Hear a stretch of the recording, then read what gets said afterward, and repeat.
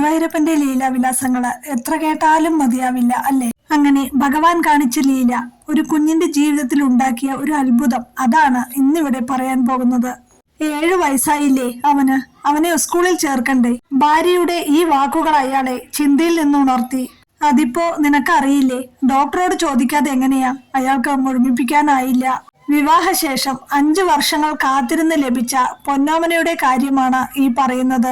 അവനെ കിട്ടിയപ്പോഴുണ്ടായ സന്തോഷത്തിന് അതിരില്ലായിരുന്നു. കാത്തുകാത്തിരുന്ന് ലഭിച്ച തങ്കക്കൂടം, ഒരുപാട് നേർച്ചകൾക്കും വഴിപാടുകൾക്കും പ്രാർത്ഥനകൾക്കും ശേഷം ലഭിച്ച കൺമണി. പക്ഷെ അവരുടെ സന്തോഷത്തിന് അധികം ആയുസ്സില്ലായിരുന്നു. അവനൊരു ഹൃദയരോഗിയാണെന്ന വാർത്ത അവരുടെ കാതുകളിൽ ഒരു ഇടുത്തിയായി വന്നു വീണു. മരുന്നും ആശുപത്രിയുമായി കുറെ നാളുകൾ. ഒടുവിൽ ഒരു നിബന്ധന വെച്ചാണ് ഡോക്ടർ പറഞ്ഞയച്ചത്.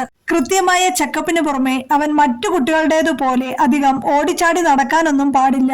സ്കൂളിൽ ചേർക്കുന്നതും കുറെ കഴിഞ്ഞു മതി. അവനിപ്പോ 7 വയസ്സായി. തനിക്കാണെങ്കിൽ ഇടയ്ക്കിടെ ജോലി മാറ്റവും.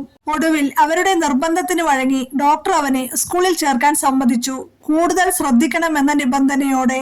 അക്ഷരങ്ങൾ അങ്ങനെ അവന് വഴങ്ങി തുടങ്ങി. ആ ഇടയ്ക്ക് വീണ്ടും ജോലി മാറിയതോടെ വേറൊരു സ്ഥലത്തേക്കായി. അവിടെ തൊട്ടടുത്തുള്ള മൈതാനത്തിൽ കുട്ടികൾ സ്കൂൾ വിട്ടു വന്ന് കളിക്കുന്നത് കണ്ടു നിൽക്കുന്ന അവനെ കാണുമ്പോൾ സങ്കടം വരും. അവരെ പോലെ ഓടിച്ചാടി നടക്കാനാവുന്നില്ലല്ലോ എന്ന അവന്റെ സങ്കടം. അച്ഛാ, എനിക്കൊരു ഉണ്ണി ഉണ്ടായിരുന്നെങ്കിൽ എന്ത് രസമായേനെ. അവനും എനിക്കും കൂടി കളിക്കാമായിരുന്നു. ആ സങ്കടം കാണുമ്പോൾ മുഖം പൊത്തി കരയാനേ കഴിയുമായിരുന്നുള്ളൂ. ഒരു ദിവസം അയാൾ അവന് കുറെ കൃഷ്ണകഥകൾ അടങ്ങിയ പുസ്തകങ്ങൾ കൊണ്ടുവന്നു കൊടുത്തു. പിന്നീട് അതായി അവന്റെ ലോകം. അങ്ങനെയിരിക്കെ ഒരു ദിവസം അവൻ പറഞ്ഞു, അച്ഛാ, എനിക്കൊരു കൃഷ്ണ വിഗ്രഹം വാങ്ങിത്തരുമോ? അങ്ങനെ അവനെയും കൂട്ടിക്കൊണ്ടുപോയി നല്ലൊരു ഓമനത്വം തുളുമ്പുന്ന ഭഗവാന്റെ വിഗ്രഹം വാങ്ങിക്കൊടുത്തു. പിന്നീട് ആ വിഗ്രഹമാണ് അവന്റെ കളിക്കൂട്ടുകാരൻ. അതിനോട് കഥകൾ പറഞ്ഞു ചിരിച്ച് അവൻ ഉഷാറായി തുടങ്ങി. ദിവസവും അമ്മയോടൊപ്പം ഭഗവാന്റെ ക്ഷേത്രത്തിൽ പോയി തുടങ്ങി. അങ്ങനെയിരിക്കെ ഒരു ദിവസം അവൻ കളിച്ചുകൊണ്ടിരിക്കെ ഒരു കുട്ടി, ഏതാണ്ട് അവന്റെ പ്രായം തന്നെയുള്ള ഒരു കുട്ടി അവരുടെ വീട്ടിലേക്ക് വന്നു. മോൻ ഏതാ എന്ന് ചോദിച്ചപ്പോ, ഞാൻ അടുത്ത വീട്ടിലെയാണ്, എന്റെ പേര് ഉണ്ണിക്കുട്ടൻ എന്നാണെന്നൊക്കെ അവൻ പറഞ്ഞു. അങ്ങനെ അവരിരുവരും അടുത്ത ചങ്ങാതികളായി. അവൻ സ്കൂൾ വിട്ട് വരുമ്പോഴേക്കും ഉണ്ണിക്കുട്ടൻ എത്തിയിരിക്കും. പിന്നീട് അവരുടെ ലോകമായി. കൃഷ്ണവിഗ്രഹത്തോട് കഥകൾ പറഞ്ഞ് ചെറിയ ചെറിയ കളികൾ കളിച്ച് അവനാകെ ഉഷാറായി. അവർ വേർപിരിയാനാകാത്ത കൂട്ടുകാരെ പോലെയായി. അപ്പോൾ അടുത്ത വാർത്ത, വീണ്ടും ട്രാൻസ്ഫർ. അതവനെ വല്ലാതെ വിഷമിപ്പിച്ചു. ഉണ്ണിക്കുട്ടൻ എന്ന തന്റെ കൂട്ടുകാരനെ പിരിയേണ്ട സങ്കടം. ഒരുവിധം പറഞ്ഞ് സമാധാനിപ്പിച്ച് യാത്രയ്ക്കൊരുങ്ങി. ആ ദിവസം യാത്ര പുറപ്പെടാൻ നേരത്ത് മകൻ വരുന്നില്ല. ഉണ്ണിക്കുട്ടൻ വന്ന് അവനോട് പറഞ്ഞിട്ടേ വരുന്നുള്ളൂ എന്ന വാശി. ഒടുവിൽ വൈകുമെന്നായപ്പോൾ അവനെയും കൊണ്ട് അവരുടെ വീട്ടിലേക്ക് പോയി. അവിടെ അവൻ കാണിച്ചു തന്നിട്ടുള്ളതല്ലാതെ ഇതുവരെ പോയിട്ടില്ലായിരുന്നു. അവിടെ ചെന്ന് വിളിച്ചപ്പോൾ വാതിൽ തുറന്ന സ്ത്രീയോട് കാര്യം പറഞ്ഞു. ഞങ്ങൾ തൊട്ടടുത്ത വീട്ടിലുള്ളവരാ, ഇവിടെ നിന്നും പോവുകയാണ്. അപ്പൊ മോന് ഒരേ വാശി. ഇവിടത്തെ മോനോട് യാത്ര പറയാതെ അവൻ വരില്ല എന്നാ പറയണേ. അതുകൊണ്ട് മോനെ ഒന്ന് വിളിക്കുവോ? ആ സ്ത്രീ അത് കേട്ട് അന്താളിച്ചു പറഞ്ഞു, ഇവിടെ ഇങ്ങനെ ഒരു കുട്ടിയില്ല, നിങ്ങൾക്ക് വീട് മാറിയിരിക്കും. ഇല്ല, ഇത് തന്നെയാണെന്നാണ് അവൻ പറഞ്ഞത്. ഏയ്, ഇവിടെയില്ല. അതും പറഞ്ഞവർ അകത്തേക്ക് പോയി. അവൻ കരയാൻ തുടങ്ങി. ഒടുവിൽ നിർബന്ധിച്ച് ഒരു വിധത്തിൽ അവനെ റെയിൽവേ സ്റ്റേഷനിൽ എത്തിച്ചു. ഏതാണ്ട് ട്രെയിൻ വരാറായ സമയത്തതാ ഉണ്ണിക്കുട്ടൻ ഓടിക്കിതച്ചു വരുന്നു.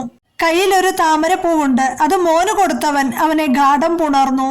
അവനോട് ചോദിച്ചു, നീ എന്തിനാ നിന്റെ വീട് മാറ്റി പറഞ്ഞത്? അതിനവൻ ഉത്തരം പറയാതെ ചിരിച്ച് കൈവീശി കാണിച്ച് ഓടി മറഞ്ഞു. പുതിയ സ്ഥലത്തെത്തി. അവിടെ എത്തും വരെ മോന് ഉണ്ണിക്കുട്ടന്റെ കഥകൾ മാത്രമേ പറയാനുണ്ടായിരുന്നുള്ളൂ. പുതിയ വീട്ടിലെത്തിയതും അവന് ഇഷ്ടപ്പെട്ട സ്ഥലത്ത് കൃഷ്ണവിഗ്രഹം വെച്ചിട്ട് പറഞ്ഞു, അച്ഛാ, ഉണ്ണിക്കുട്ടനും കൂടെ ഉണ്ടായിരുന്നെങ്കിൽ എന്ത് രസമായേനെ. അവനെ അവിടെ അടുത്തുള്ള ഒരു സ്കൂളിൽ ചേർത്തു. അടുത്ത ദിവസം അവിടെയുള്ള ഒരു ഡോക്ടറെ കണ്ടു. പഴയ ഡോക്ടർ പറഞ്ഞു തന്ന ഒരു ഡോക്ടറെ. മോനെ വിശദമായി പരിശോധിച്ച ശേഷം ഡോക്ടർ പറഞ്ഞു, അവനിപ്പോ ഇങ്ങനെ ഒരു പ്രോബ്ലം കാണാനില്ലല്ലോ. എന്തായാലും നമുക്ക് ഒന്നുകൂടി വിശദമായി നോക്കാം. എല്ലാ ടെസ്റ്റുകളും നടത്തി. ഇവനിപ്പോ ആ അസുഖത്തിന്റെ ലാഞ്ചന പോലുമില്ല. എല്ലാ കുട്ടികളെയും പോലെ തന്നെ എല്ലാം നോർമൽ. അവനോട് ഇനി ഓടിച്ചാടി കളിക്കാമെന്ന് പറഞ്ഞപ്പോഴും അവന് ഉണ്ണിക്കുട്ടനില്ലല്ലോ എന്ന സങ്കടം. അവൻ നാട്ടിലല്ലേ മോനെ എന്ന് പറഞ്ഞ് അവനെ ആശ്വസിപ്പിച്ചു. പിറ്റേന്ന് രാവിലെ അവൻ ഓടി വന്ന് എന്നോട് പറഞ്ഞു, അച്ഛാ, ഞാൻ ഇന്നലെ ഉറക്കത്തിൽ ഉണ്ണിക്കുട്ടനെ കണ്ടു. എന്റെ ഒപ്പം അവൻ കുറെ നേരം കളിച്ചു. അച്ഛാ, അതിനേക്കാൾ രസം അവൻ കുറച്ചു കഴിഞ്ഞപ്പോ പറയുക, ഞാൻ ഇനി വേഷം മാറി വരാമെന്ന്. എന്നിട്ട് അവൻ വന്നതേ നമ്മുടെ ഇവിടത്തെ കൃഷ്ണനില്ലേ, അതേപോലെ മഞ്ഞ പട്ടൊക്കെ ചുറ്റിയിട്ട് ഇനി എന്നും അതേപോലെ വരാമെന്ന് പറഞ്ഞിട്ടുണ്ട്. അവന്റെ വാക്കുകേട്ട് അത്ഭുതത്തോടെ നിൽക്കുമ്പോൾ ഒരു ഉണ്ണിക്ക് വേണ്ടി സാക്ഷാൽ ഗുരുവായൂരപ്പന്റെ മുന്നിൽ ചെയ്ത ശയനപ്രദക്ഷിണമാണ് ഓർമ്മ വന്നത്. അതുപോലെ അവന്റെ രോഗം അറിഞ്ഞപ്പോൾ ആദ്യം ചെന്ന് സങ്കടം പറഞ്ഞതും അങ്ങു തന്നെ ഉണ്ണികൃഷ്ണന്റെ രൂപത്തിൽ വന്നു. അതോടെ അവന്റെ രോഗം മാറിയ പൊരുളും തിരിച്ചറിഞ്ഞു.